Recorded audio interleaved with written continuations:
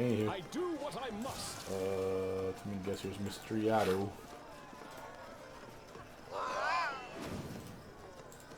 Apparently can't talk to him while we're fighting. Anywho, I'm off. here's betting. Let's see what we got over here. This is, here's, you say, Khaleesi. Khaleesi! An elf in leather armor scans the crowd intently. He seems to be the only one at the celebration not participating. He's also the only one besides the guards whose weapon isn't sealed. Your Highness, welcome to Pitax. Irsay Khaleesi, captain of the city guard at your service. You don't seem to be enjoying the celebration. This celebration is for you. For the city guard, it's just another work day, and right now our work is preventing disruption of the festivities. I thought Pitax was a city without laws. Where do the guards come from? Even pirates and smugglers have laws of a kind, and they need someone to keep their order. The city guard was created by the trading houses not long after the city was founded. We're paid by the citizens. Not all of them like us, but they all understand things are better with us than without us. Irvetti seems to have a tight grip on his power over the city. Oh yes, the trading houses hate him, of course. But, well, first and foremost, he has hostages. Second, each of the families is afraid to act alone, but they're all incapable of acting together. Gasperi Liacenza might try to unite them, but to no avail, and it's probably for the best, frankly. The last thing we need is combat in the streets. Iravetti can be blamed for many things, but at least he took power quickly and without carnage. Now Iravetti's enemies have nothing to do but sit around like High Priest Dre Yarns, praying for Callistria to send her giant holy wasp down to take him away. Who might you recommend I meet here? That depends on the purpose of your visit. If you're here on business, well, you already know King Iravetti, of course, but it'll be worth your time to speak with Gasper Liacenza too. The trading houses may have lost much of their former power, but they're still capable of many things, and if you'd like to partake of our renowned culture, there's Anamid Belavara, the most famous bard in the city, and Attilia Giderin as well, headmaster of the academy. Just take care, they can't stand one another. Alright, be careful. In due time. Good info. Okay, well here's Stefano. I think he sells stuff. Let's take a quick gander.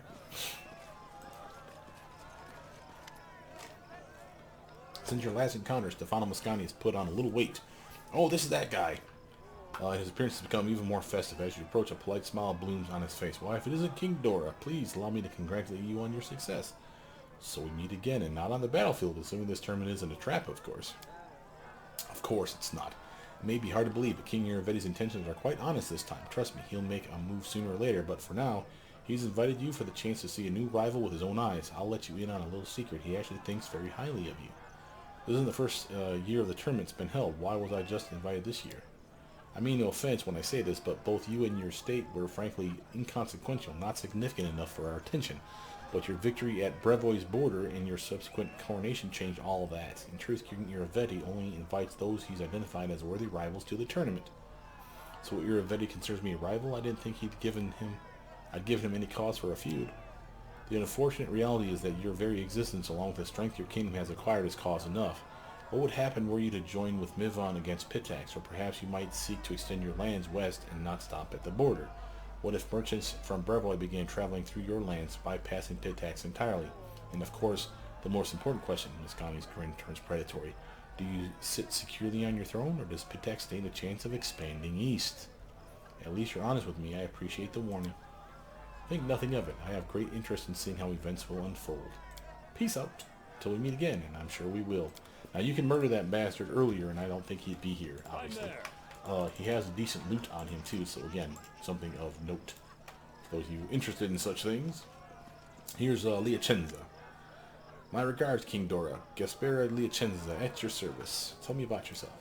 I'm the head of the Liacenza family and master of what remains of the Iron Fox Trade House. Before Iravetti took the crown, it would have been my family receiving you at our house. Alas, we're simply guests at his celebration now. What caused you to lose influence? It's a dark and sordid story, and I swear I'd give my life to learn the full truth of it. Pitax was founded by four families and ruled by their four trade houses for centuries. We quarreled from time to time, of course, and property didn't always change hands peacefully, but none of us would dream of impinging on another family's lawful rights. And then Iravetti appeared. We underestimated him, thought him nothing more than another adventurer like the thousands of others in the region. He handled matters quickly and chaotically, and with assets running through his fingers faster than chips at a card table. His wealth grew rapidly, but he still wasn't a big fish for a while, at least. He invited representatives from all the trade houses to play cards. No one really knows exactly what happened, but by morning he owned most of their assets, including the crown. They suspected rigged game and sent representatives from the family to discuss the matter with him, and then a wave of disappearances rolled across the city. Well, that's a good way of handling problems. My brothers, the former kings of Pitax, disappeared along with many other honorable people, and Irvedi made it clear that the lives of his hostages would depend upon our obedience. He was king, and our wealth and power lay in ruins, so he's kidnapped a bunch of the original rulers. The citizens of Pitax seem to love Irvedi. It would seem so, wouldn't it? Yet appearances can be deceiving. Yes, he's made many rich and happy, but there are many more lives that he's dragged through the mud for his own endless celebration. Trust me, there are many who would gladly put an end to his rule, but the king has so many spies that everyone's afraid to even discuss it. Ask the head of his precious academy, Atalia Gitcherin, which he thinks, or maybe High Priest Dre Yarns. You'll see their mouths shut tighter than an oyster shell. Who might you recommend I meet here? I do better to tell you whom you should avoid. There's a gloomy, sickly-looking gnome wandering about, Karn the Real. We better talk to them. Chief of the so-called Thieves Guild. He's Irvedi's primary business partner, and they understand the word business quite broadly. You said the so-called Thieves Guild. What is it he really does? Certainly not picking pockets. The fellow came from Numerius shortly after Irvedi started his reign. I won't lie, the Pitaxian trade houses occasionally made some questionable deals, but before Irvedi, those like the Real were driven from the city faster than you can say first dose is free. The man's a drug pusher. He sells the blood brush extract. They say it enhances all senses extraordinary and evokes vivid visions, but also affects minds and could be toxic in repeated doses. I saw those who overuse it. They could not put 3 words together. Because of Real, half of the city's youth is on his trash. Oh, drug pusher. Awesome. And Irvedi's pleased as punch about it. The more time the citizens spend in altered states, the fewer questions they ask. Yeah, really. The gnome also uses his own product. It affects both the body and the mind. He fears his own shadow, seeing deception and trickery everywhere. Those who deal with him hope for fabulous profits, but they more often than not end up at the bottom of the river. Alright, thanks for the info. It was an honor speaking with you, Your Highness. Okay. That's Nunzio. Again, that's the guy that starts our debates, or not debates, the tournament. Here's Dre Yarns. Oh, a new face of the celebration. I'm pleased to meet you. Dre Yarns, High Priest of Calistria, at your disposal. Kibby smiles at the cleric. Praise be the savored sting. Ah, Calistria. May our Lady's charity never leave us. Do many... Oh, diplomacy check. I will get to that in a minute. Oh, you even got a lower religion check. Calistria is the goddess of revenge. I'm sure many mention Irvedi in their prayers to her, and probably not with the kindest words. You are well versed in matters both spiritual and political. Of course, it is not my place to say what people pray to my lady for. But you're right that many would wish for revenge upon him. To be honest, our temple has only benefited from his rise to power. Irvedi isn't stingy with his donations, and the celebrations he holds are beyond all praise. The king himself, though, his exorbitant pride is irritating. Calistria dislikes those who will place themselves above the gods, and I wouldn't be surprised if she teaches him a lesson sooner or later. That I could deal with, though. There's something else that I find harder and harder to tolerate. You see, the goddess patronizes bodily love, but only that given voluntarily. It is sometimes difficult for me to protect our young priests and priestesses from his unsolicited attentions. Oh, dude, he's a rapist. I fear to imagine how hard it must be for our beautiful Anna Mead, or what Atalia Gitterin must deal with. The king is said to often mistake the academy for his personal harem. Classy. Do many Pitaxians worship Calistria? Of course, she's been the patron goddess of Pitax since its founding. The goddess likes our joyful town, and its citizens love her in return. If ever you visit Pitax, you would surely enjoy the proud spikes of her cathedral. It's the most beautiful building in the city. Who might you recommend I meet here? There are many prominent people here, as usual. My first recommendation would be Maestro Anna Mead. Many would give their lives to exchange words with her. She's Pitax's best singer and the finest of its women. I've heard you were not exactly happy with Irvedi's reign. The priest looks away. Oh no, I have no issue with his reign. He's a generous donor, and the celebrations he hosts are beyond praise. The king himself, though, his exorbitant pride is irritating. Calistria dislikes those who would place themselves above the god, blah, blah, blah, blah. Very well. May the grace of the god. Alright, we missed a check on that one, by the way. You saw that? We had an option of doing a check, and we didn't take it. First, let's see if we got anything for religion check. Eliza passed our lore religion check. We didn't get any XP for that. So technically speaking, we should probably go back and do the other one. Did I save just before talking to him? I hope. Please tell me. Usually pretty diligent about pressing the F5 button, but you never know.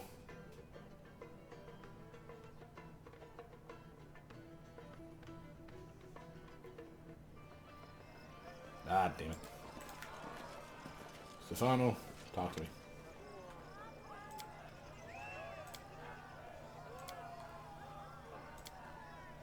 But In due you gotta talk to this guy again. Gotten lax with my saving skills. Alright, tell me about yourself. What caused a loose influence? Blah blah blah blah. Things of Pitex, citizens who might be important. Who you said called thieves guild. And goodbye to the people that tell me about the drug pusher. Okay, now moving on. I'm there. Tax warden. Nunzio. Okay, over here. Do a save.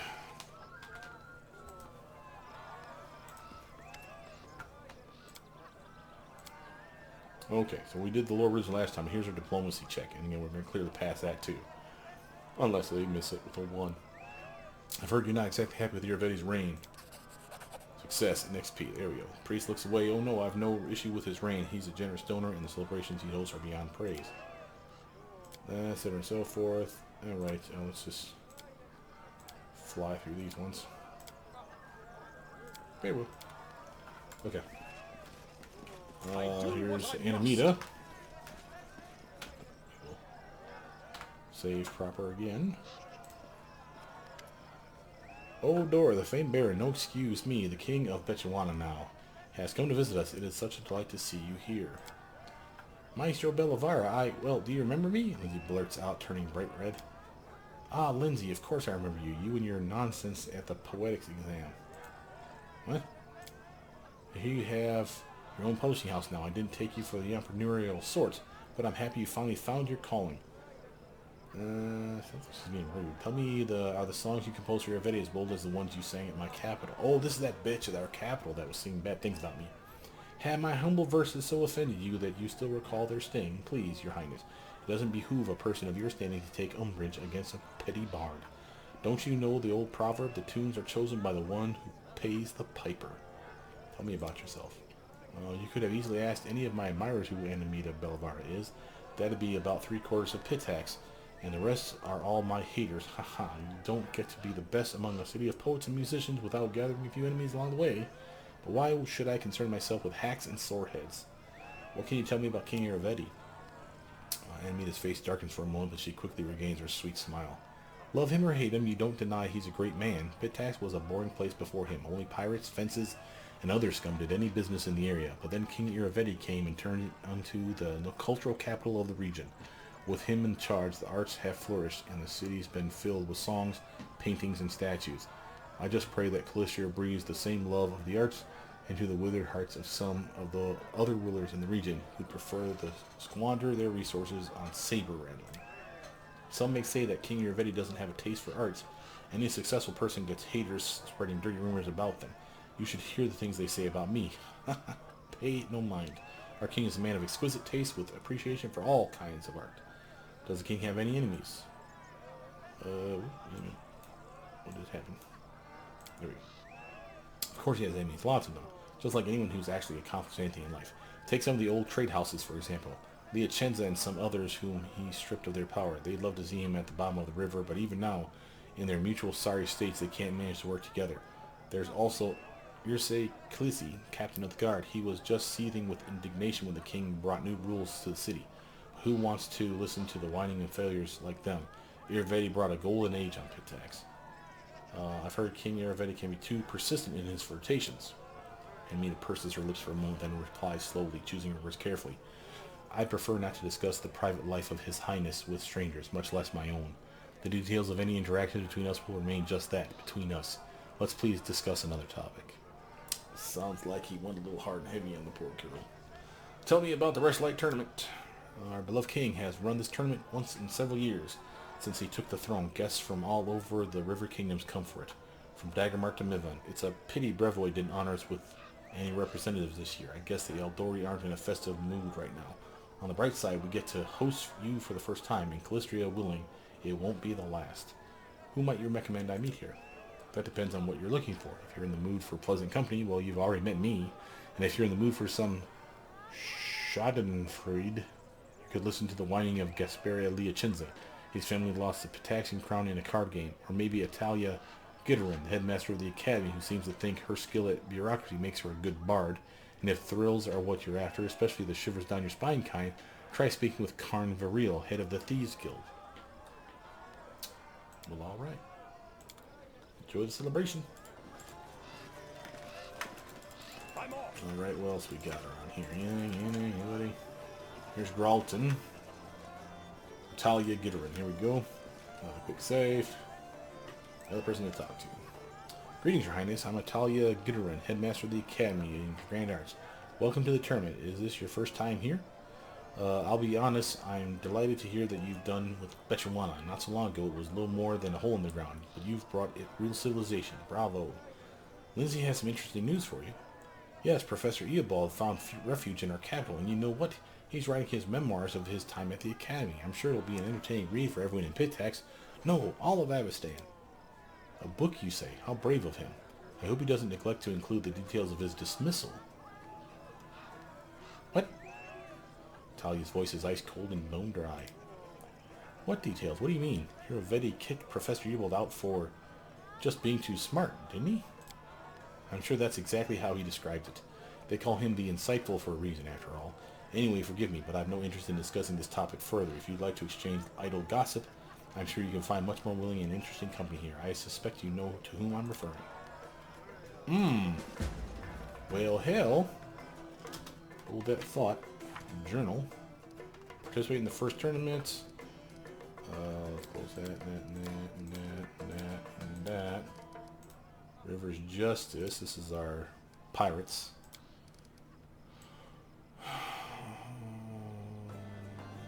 Okay. Visit the Rushlight tournament. Tournaments are about to begin. We better hurry. Yeah, we are there.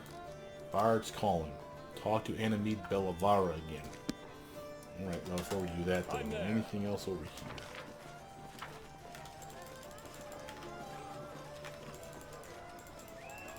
I don't think so.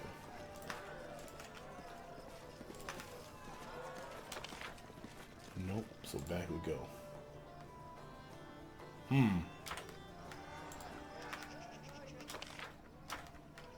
What is this all about his dismissal? What did he do, and why is he in my kingdom now? I believe Lindsay had a question for you. Oh, I just hope it isn't about any of the lectures I used to give you at the academy. Go ahead, ask away. Anamid smiles encouragingly at Lindsay. Lindsay turns bright red, takes a deep breath, and blurts out, "Sorry, but I really need to know the truth. Why did Iravetti kick Professor Eobald out of the academy?" "Oh yes, he did move to your kingdom, didn't he? I'm curious how he portrayed his dismissal. I bet it was something like a poem in 6 verses recounting the tale of a tyrant ousting a poor but honest scientist for telling the truth. The reality is much more mundane. Iravetti didn't fire Eobald. Italia did, and I have to give it to her. This time, unlike most times, she was completely right." "That can't be. Why did Italia expel Eobald?" "Well, Eobald is a very fine teacher, of course, but he pays too much attention to how his favorite students perform in class, and not enough to their extracurricular activities. Why worry if they steal a trinket here or there, or maybe rough someone up on occasion, so long as their poetry and music are exemplary? Predictably, this led to a sad end. What was supposed to be just another innocent joke from one of his favorites, Alandi, led to someone's death. It was an accident, certainly, but the kids just underestimated their own strength. Oh, snap. Italia expelled the lot of them, and as always, Eobald went to stand up for them. But this time he discovered that her patience was not boundless. She blamed him, said that he'd let his troublemakers run wild, so he could get out of the academy along with them. She told him she won't tolerate any more bullying, even if it's coming from genius students. I understand it's odd to hear won't tolerate from Italia Gitterin, but that's what really happened." Pale, Lindsay looks at Anamid with huge eyes, unable to utter a word. If Iravetti didn't banish Eobald, then why did he send those cutthroats after him? He planned to return the old man to Pitax and make Italia reinstate him to the academy. Or failing that, he at least wanted to keep him from going to you. Eobald the Insightful is a prominent name. Of course, Iravetti would want the teacher serving him rather than his neighbors. Why would Atalia hide the circumstances around Eobald's dismissal? She doesn't like to discuss the Academy's internal affairs. Behind that neat facade, there are too many events she's looked the other way on over the years, all in good faith, of course. Thank you for telling us the truth. Not sure you should be thanking me. I see poor Lindsay's not too happy with this truth. Hey, come on, girl, cheer up. Being disappointed by people is practically a professional necessity for people like us. Whatever I may have said before, you're not a bad bard. And that means sometimes you have to face the music. Lindsay gulps and whispers, thank you. Very well. I can't believe it. Teacher lied to me all this time. I'm going to learn the truth as soon as we get back to the capital. And a big chunk of XP. Well, all right, team. Now, talk to Eobald and Seifel. Now, that's going to clearly be back at our capital. Because he's not here. Oh, now, that means we have nothing left to do but this, and of course, purchasing our things. I suggest you purchase your things first. First one was this person over here with the rings. Remember? The ring was all important. We have to get the ring of circumstances, in my opinion. And there's other stuff that they had as well that was pretty damn useful. Now, we're not loaded with cash anymore. We're under a mill because we've bought all those damn scrolls. But I still maintain that was a solid choice. Here, they had the ring. I want that belt. I want that belt. And that's going to take damn near all our loot. See that? Still worth it. I can... Let's see. I'm going to get rid of the ring of protection for me so I can have this, which means you can have the ring of... Nope. You can have the ring of protection plus 4 versus the plus 3. And everyone else has got a plus 3 on or something similar. Yeah. So I can sell that one back. So let's do so.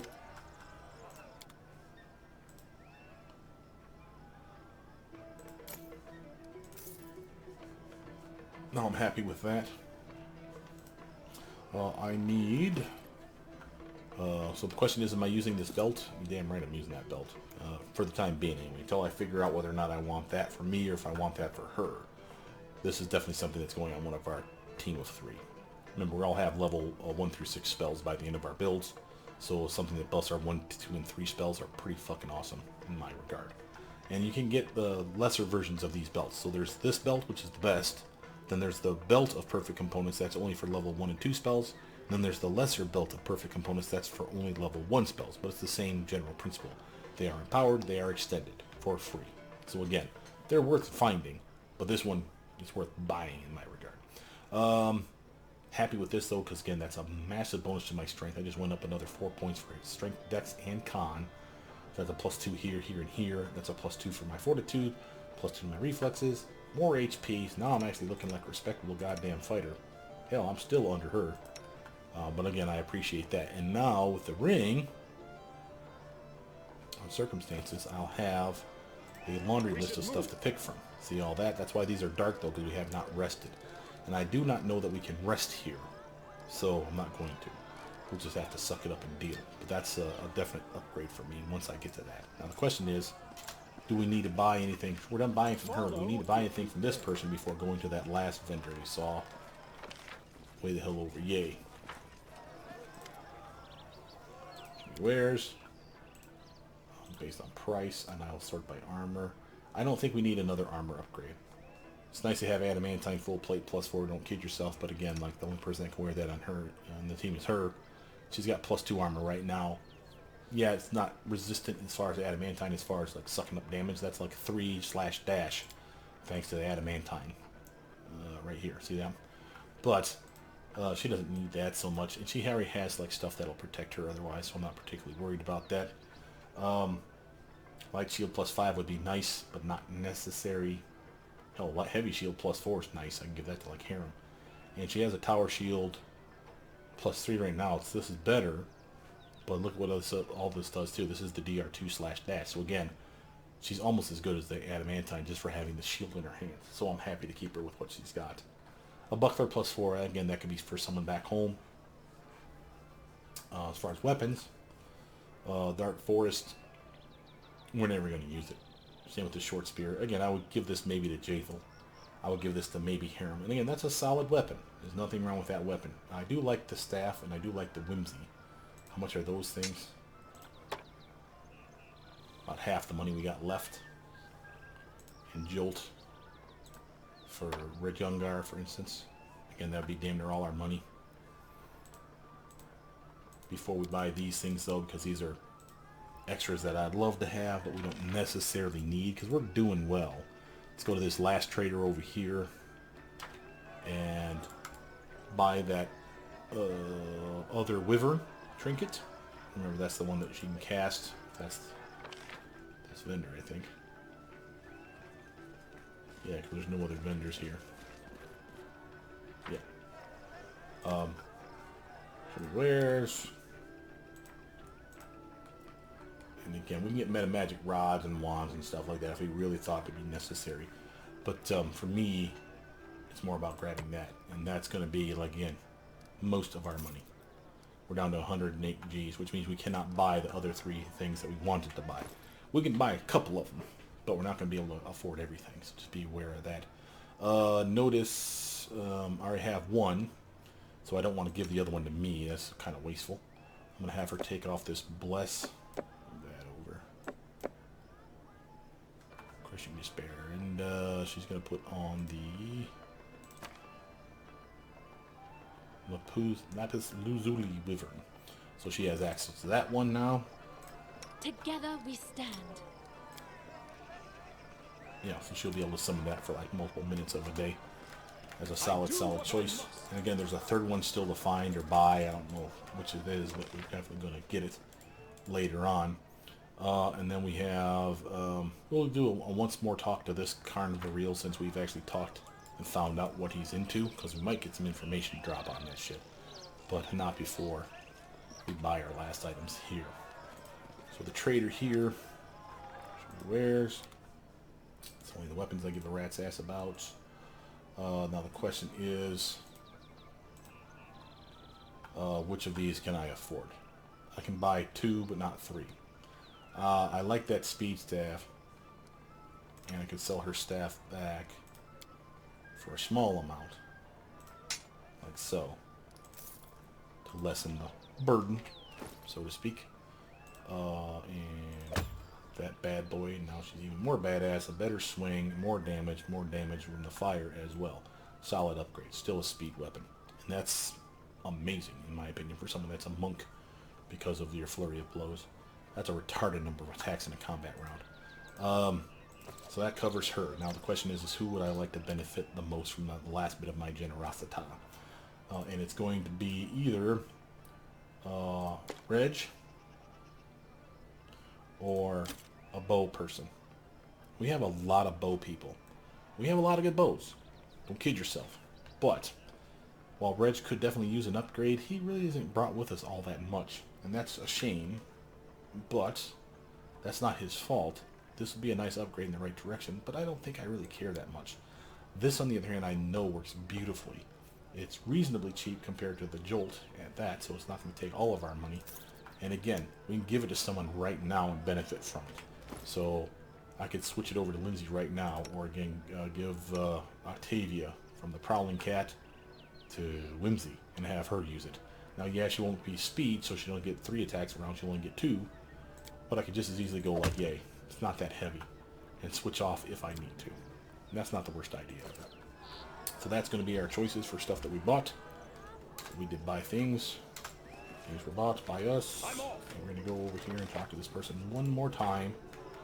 Just because. Where you at, Karn? I've heard a few curious words. Blood brush extract, and that you're no ordinary salesman and your wares are far from mundane. Quiet, quiet, I say, gripping his sheath tightly. The gnome looks around anxiously before whispering. Too many people here, too many eyes, ears. You want to talk business? Fine. Find me out in Pitax. I'll remember you. Alright. Yes, your highness. A great honor. Go have fun. Piss off. In due time. Good, yes, you little bastards. Alright, so we got everything we wanted from here, here, and here. Let's talk to Walsh one more time, just on the off chance that something we picked up in conversation might be important. You never know, right? We came back to that guy on purpose. Found out something. Maybe this guy has something to say. Nope. Alright. It was worth a shot. Let's talk to Leah Chenza one more time. Matter of fact, let's do a quick round of round robin with everybody down here one more time, just to make sure, because we've been bouncing back and forth and back and forth. You never know when someone may have let slip something that the other person's going to be pissed about. Nothing from him. Cool, cool. Oh, wait. There's the guard over here. I almost forgot. And then, of course, Stefano. Anything for Stefano? No. And this guy. Now, we did hear about him. He did not like Iravetti taking over. Aha. 36. Nice.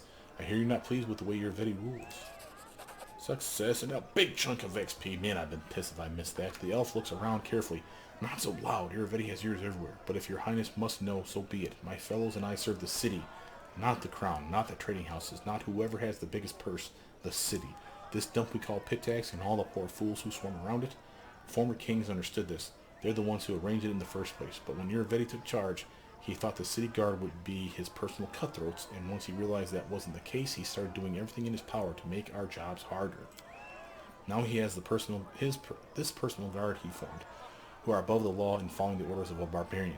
And then there's Karn Varil with his so-called Thieves Guild scumbags flooded the entire city with Numerian drug, bloodbrush extract, the poison that turns people into mindless sheep. Our former kings understood that even Pitax needed some bare minimum of order to avoid falling to pieces and floating down the river, but Iravetti seems on track to burn the city to the ground. Your words are true, noble guard. Please accept my compassion and admiration.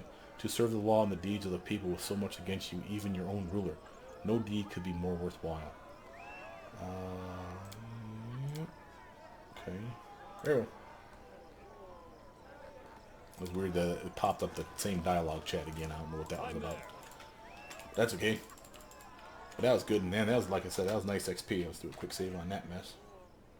And check our characters out for how close we are. Oh my god, look at that, man. Like one or more of those, two more of those types of checks and she'll freaking level up. Come on. Oh, hell yeah, I'm about ready to pop myself.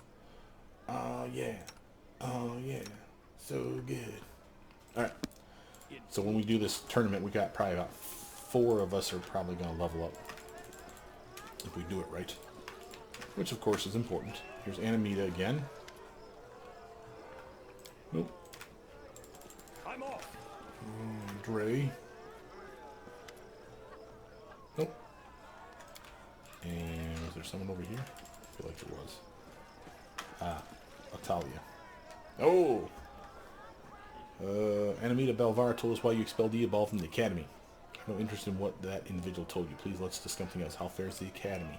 Oh, just splendid. If you ever find time to visit Pitax, I'd gladly give you a tour. We're currently holding an exhibition of our graduates' works, though it's a pity that no, it's fine. Believe me, we have plenty worth coming to see and hear. Perception check pass. I get the impression that something's upsetting you.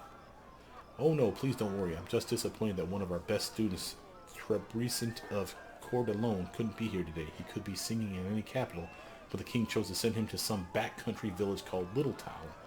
Of course, His Highness would never squander talent, so I'm sure we'll hear from Trebrecent again, but still, I do worry. Sounds like he sent away someone who could be influential. I hear you're not exactly thrilled with by Iravetti's power. Forgive me, Your Highness, but this is defamation. My students and I owe everything we have to King Iravetti. If not for him, the Academy of Grand Arts wouldn't even exist. It would be base ingratitude on my part to engage in any conspiracy against our patron. You must have me confused with Animate Belvar. She's certainly always ready to bite the hand that feeds or caresses. Ooh, no she didn't. Who might you recommend I meet here?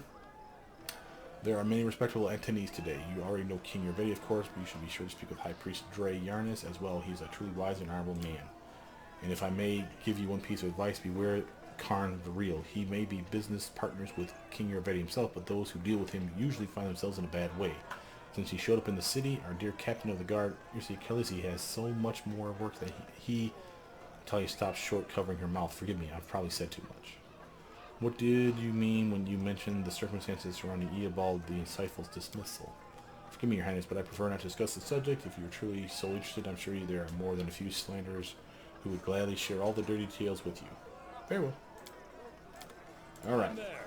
Well, now that was a big dump of stuff too. That was cool. All right, it is time for the tournament. Okay, here we go, guys. Now, I do there what I is must.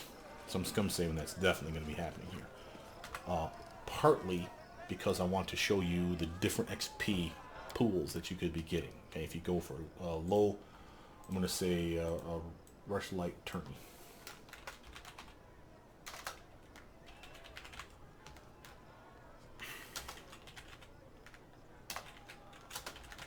Alright. I'm doing this on purpose so we have a hard save. I'm going to go back to in case I flub something up. But we are going to go and literally... pause it. Literally, we're going to go through and show you what each of the outcomes could have been, and show you that this is how much XP you get if you would have went for this weeny little, like trickery check of 12 versus the persuasion check of 29 or something higher. So again, you can see that there's going to be different XP pools. Okay, so let's actually quick save, so we have something to quick save come back to. Okay. And start talking with the Nunzio. Your Royal Highness, welcome to the Rushlight Tournament. My name is Nunzio Arpaye, and I have the honor of being His Highness King Triumvirate's Master of Ceremonies. You could say the organization of this tournament rests on my shoulders. If you need anything, I'm at your disposal. Tell me about the Rushlight Tournament. Since starting his reign over Pitax, His Highness King Triumvirate has held this tournament once in several years, inviting guests from the high society of nearby kingdoms to attend. Today, we have guests from Daggermark, Miven, Gralton, and Timon. Unfortunately, Brevoy did not honor us with their representatives this year. It's entirely possible that recent events and the stressful political climate have put them in a less than festive mood. But we're pleased to have your Highness in attendance for the first, and I hope not the last time this year. What events are on the schedule? The tournament consists of 3 contests. First, the participants will display their strength and dexterity in the Fisher's Triathlon, a tribute to local crafts and trades, so to speak, and that's the big XP pool that we're going to get for sure right now. Then we'll be measuring a competitor's wits in the boasting contest, literally a bard song kind of like telling of your exploits. And since we got fucking exploits to spare, we should crush that one. What else? There's a reason we're the cultural capital of the region, after all. And finally, the evening will wrap up with some mock combat in the drunken melee, which I think they make us like strip down where we're not wearing any gear and just bludgeon people to death, which may not be my cup of tea, since I'm not the best without my weapon in my hand. But if we get to choose our contestant, then I'm sending in our goddamn monk dip person, because she'll just pummel the shit out of them bare knuckle brawling. Just saying, I don't remember that part. But that's the last part, and we'll win that, I'm sure, too. You can't cast spells, though, I think, to buff yourself. They know. So, again, they will strip you of your title because you're cheating. So be warned. Now, for this other stuff, though, that we're going to do first, buff away, baby. There's nothing stopping you from telling a better story or picking a better lock or whatever it is that's coming next. So as long as we're buffed up, that's perfectly legit. Now, then His Majesty will announce the winner of the tournament, and we will enjoy a festive banquet followed by a splendid fireworks show. And basically, this is where King Triumvirate kind of talks smack at us, and we have the choice of talking smack back, and whether or not the people like us or not will be kind of revealed at that point. And guaranteed, he pisses me off. Bitch, I don't take no disrespect.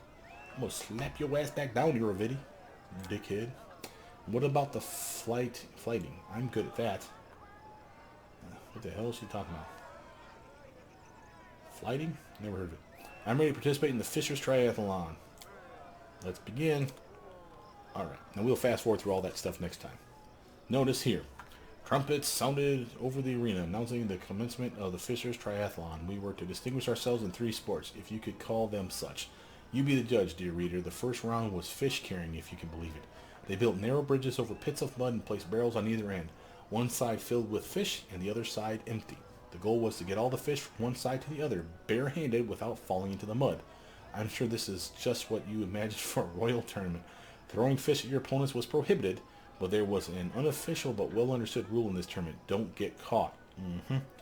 So if there's a stealth check in here, you can do that shit, and that's perfectly legit. You don't get banned, I don't think. I don't think. Be careful on that shit. So make sure you save ahead of this shit. Any smart person would do this ahead of time. We had decided which of us would participate, as well as how fair we wanted to play. So for the athletics check, we get to pick our best person, or the stealth check, we get to pick our best person. So, athletics 42, stealth 30. Again, athletics is better. If we can pass it, which I wouldn't, we'd scum the shit out of this. You need a 15 or better to pass this shit. But if we could pass it, then you get more XP. But let's do the stealth one, because A, we should pass it, and I want to show you what little you get. Matter of fact, we're going to start writing this down on pieces of paper. So, let's see. So we have, and the reason I'm writing this down is I want to have a list of the mount. And by the way, the athletics 42, some of these are lies. What I mean by that is we go back through our chat log, it won't be a 42, it'll be higher or lower. And the reason for that, I think, is they never went back through and redid these numbers as far as changing the text, because they downplayed it, I think, when people were complaining it was too difficult. Like, people were like, dude, I pimped out my character for athletics. Like, he's as strong as he can be, he's got the strength-based gear he should have, he has skill ranks in athletics from every goddamn level, and gear besides that buffs his athletics, and spells besides that buff his athletics, and he still wasn't able to make the check because it was like, you needed a nat 19 or 20 to pass it. And the devs, I think, went through and said, oh, okay, and lowered everything, I think. So if you see the number here and it doesn't jive, we'll write that down as well so we can get a feel for it. So let's do the stealth one, though. Boom. Succeeded at the stealth check. Okay, difficulty was a 30, so that was accurate. So I'm going to underline it if it's correct. Notice we won't find out the XP till the fight's over. So that's our first one. No, we did find out. 720. Okay, that's number one. Number two, we have a choice of trickery. And it says it's a 41. We have a stealth. And it says it's a 30 again. And we have a perception / trickery 20. Which obviously, unless you make the perception check, you wouldn't have access to that. So we have no info on this, other than that someone needs to do a trickery check. So we have a trickery 41, a very hard one. We decided to compete honestly. So let's read this.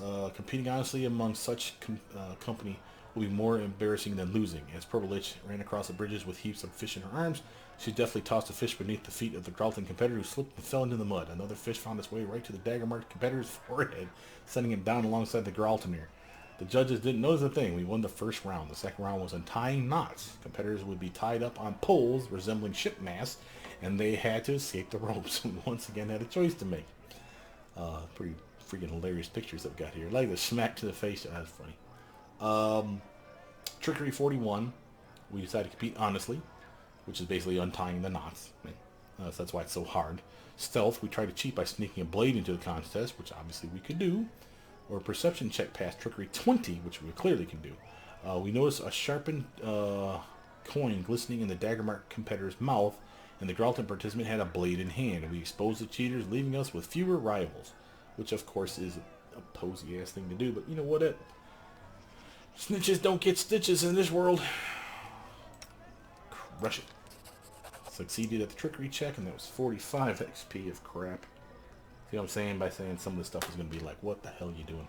The judges escorted the cheaters out of the arena, the crowd laughing and whistling all the while. With a third of the competition gone, Octavia easily outpaced the others, untangling the ropes and making her way to the judges, while the others were still wriggled in their bonds like flies in a spider web. We'd won 2 out of 3 rounds. We seemed to have our victory in the bag, but with the rivals we were dealing with, there was no time to relax. The last round of the tournament was diving for river pearls.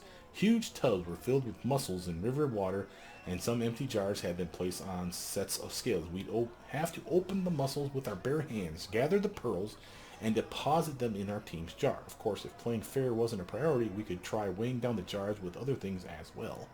Hint, hint, wink, wink. So, for our third check, this is our final check, we have athletics 40. We have trickery 35. Trickery 50. Oh my god.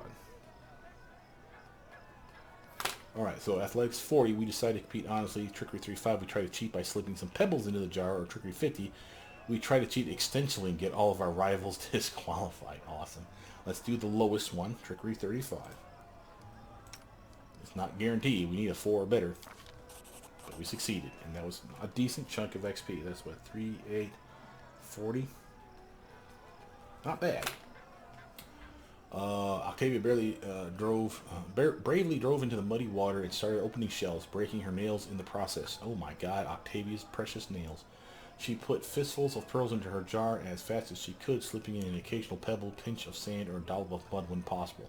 Once time was up, her jar was the heaviest, a victory for us. Soon we stood on the pedestal as the judges awarded our team the victory. We were met muddy and smelled of fish, but we grinned with joy all the same. Now, that was our worst case scenario. By the way, a big chunk at the end here. Notice 35, that was accurate. So again, maybe they did go back through and reset these numbers. Thank God, because it was a bitch when it was the wrong number. Notice that we got 45 XP for this crappy one here. I wrote that down. 3840, and then we finished with 960. I'm just going to write down plus 960 XP at end. And I think that's just for winning the tournament. Okay. Here's our 720. That was our stealth check. I wrote that down already. And that looks like everything. So let's backpedal and repeat the process. Now first, note some things. Athletics of 42 is one of our highest ones. That's a big one. Is there anything I can do to get my athletics, or whoever's athletics, higher? Matter of fact, who is the most athletic? Is that me? I'm at 27. 25. I got 27 naturally. I mean, I'm using a spell, but not the point. She's at 25. Oh, knowledge arcana. No. We're looking for stealth and trickery. We got pretty decent stealth numbers. I wonder if I could use invisible on ourselves. Matter of fact, All this waiting bores me. that is not the worst idea ever. Here's how we do that. First we need to find who's going to do the stealth check. So we have 36 for stealth and a 35 for stealth, so it's going to be her. So what are we going to do? We have either a potion of invisibility. Greater invis, that doesn't last long enough. Visibility. Use that one. Okay. Pause it. Actually, we'll quick save it. No less. Notice that her stealth is 56 now. 20 from the invisibility. And I believe that works. So we will see this if this is true. And then we had trickery. She's at 31, but we had a really good trickery check at the end of 50. So at 31, think about this. At 31, that's what she's looking at. She has to pass a 50 check for best case scenario. And a 50, so that's a 19 she needs to roll or better. So we're going to have to scum save a lot, unless we can think of some way to buff her. Well, what other ways are there to buff someone? Well, we do have... Let's see. Name. Potion of heroism, greater invis, no. What skill was that again? Trickery?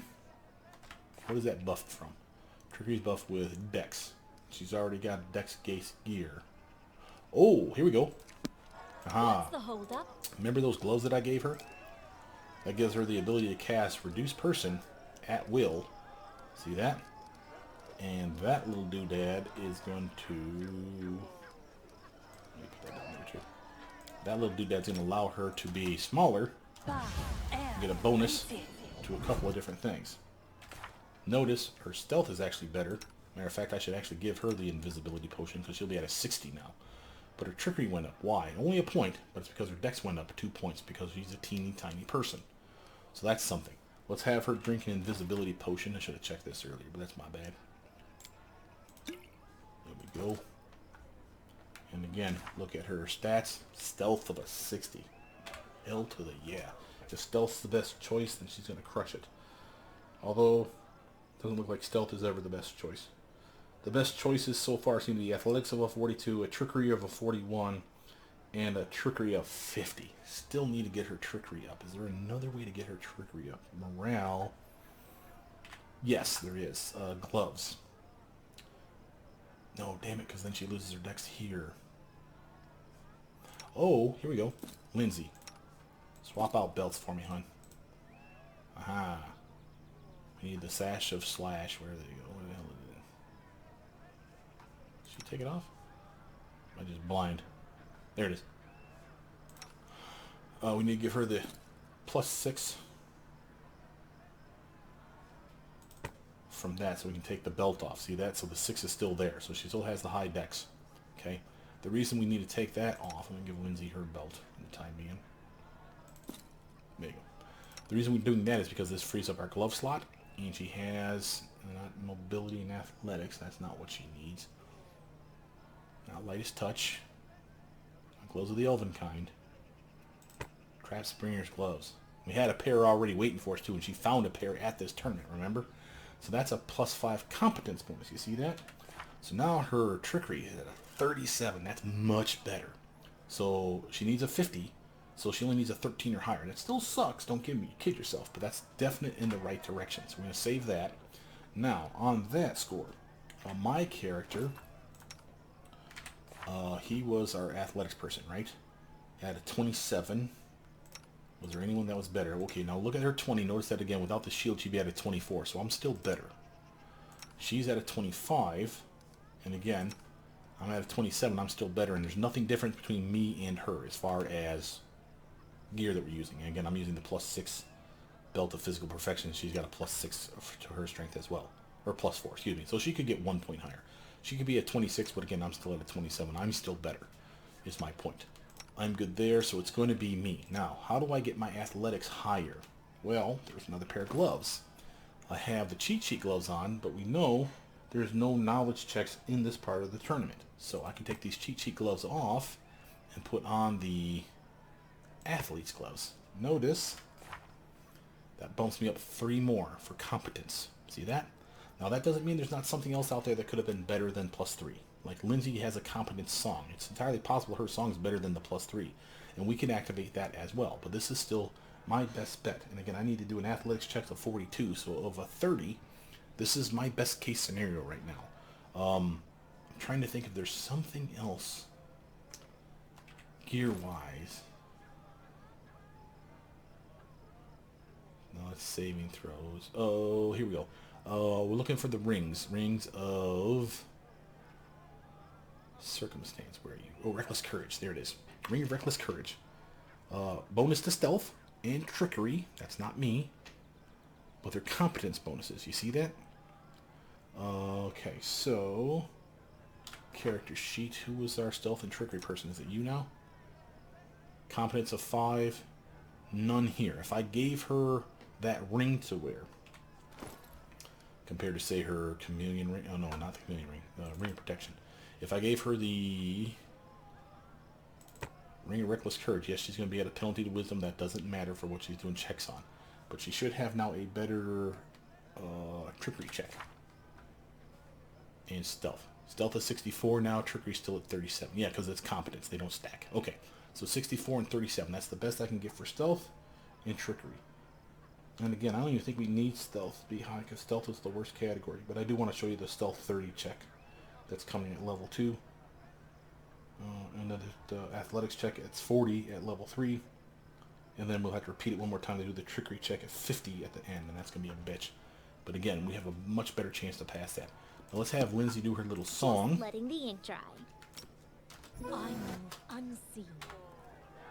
As soon as that song is activated and we're under the effects, you should see everybody's abilities change. So now I'm at a 31. Lindsay's inspired competence is better than the gloves I'm wearing. See that? It's +4 versus the +3 gloves I just put on. So I'm at even better for my athletics check. And stealth and trickery, that's going to be you. Stealth at 64 still. Or not still, now. Because of Lindsay's competence song. Her trickery is getting from the gloves, not her song, because +5 is better than +4. So she's still at a 37 there. So trickery's covered, athletics is covered, stealth is covered from me and this other character, and that's it.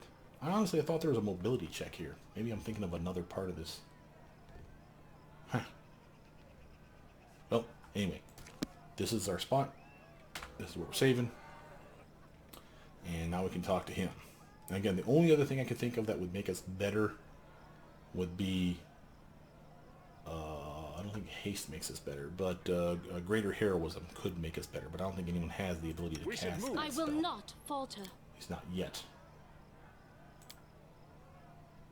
Although, keep forgetting about her divine power. Take a look at her real quick. She's at athletics of 33 now. Oh, see that? Yeah, that's the way to go. Divine power is a spell that cleric types can cast, which of course she is an inquisitor, therefore she's a cleric type. She can cast it and only cast on herself. It doesn't increase her strength.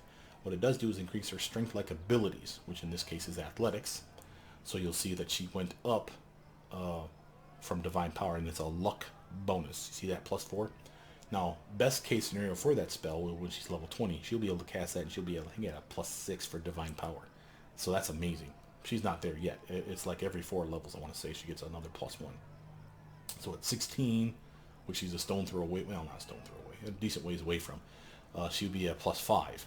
Then if she were to cast it when she's level 20, she'll be at a +6. And that's for athletics, as well as any strength check. Not a strength. It doesn't increase her strength by 6. It increases her strength check by 6. So if there's a strength check where you needed, let's say, a 30 strength to pass it, she only has a 20. But if she casts that spell, at best case scenario, it would be 20 +6. That'd be 26 then for her check only. And that would allow her to pass it a lot easier. You see the point? So that's a solid upgrade for her. And again, I'm glad I checked that, because I knew there was something else that I prepared for yesterday. And I'm like, oh, we could totally just do that. Oh, and on that note, anything that's a strength upgrade for her. Like...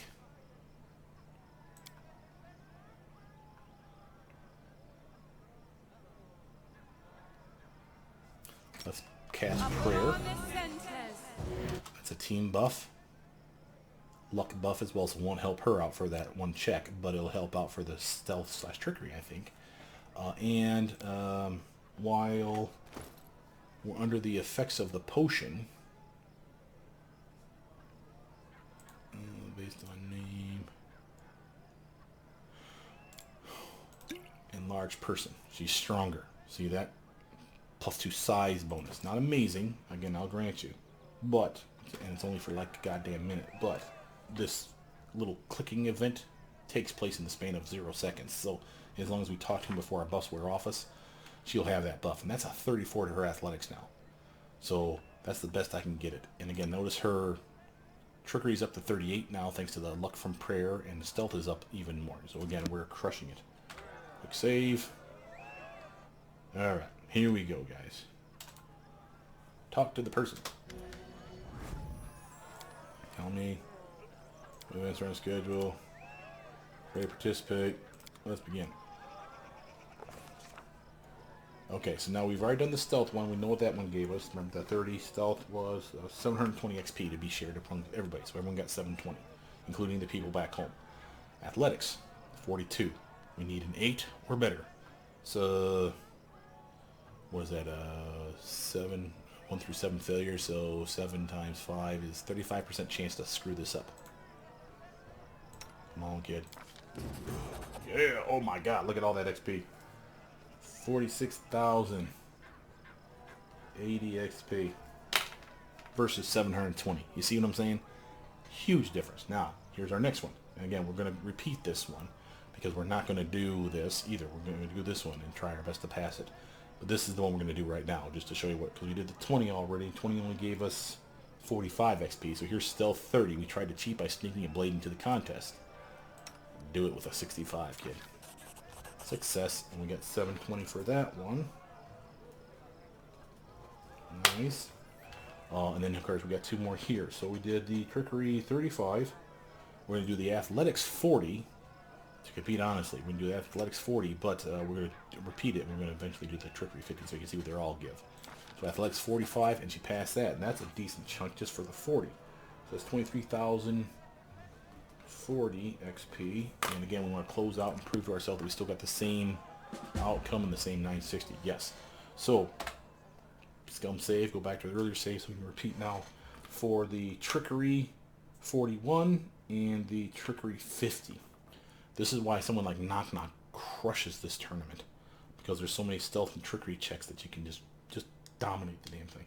A solid athletics check is always appreciated, of course, for that first one, and we definitely want it. Tell me about it. Miss.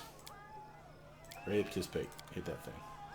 Okay, so again, let's hope we pass these on the first try. Athletics. Yes. Good. Now, here's our chance for trickery 41.